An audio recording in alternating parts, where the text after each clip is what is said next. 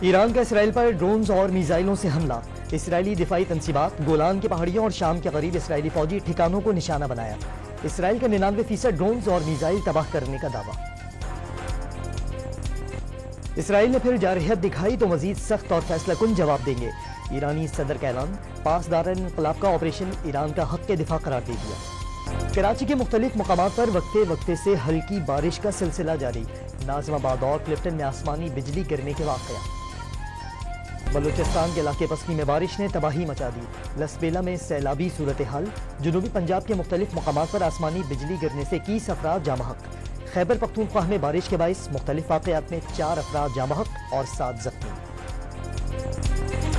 ذوالفقار علی بھٹو کی برسی پر گڑھی خدا بخش میں جلسہ، صدر آصف علی زرداری اور بلاول بھٹو سٹیج پر پہنچ گئے۔ اور حسن ابدال میں بیساکھی میلے کا آغاز، 7,000 سے زائد سکھ یاتریوں کی شرکت۔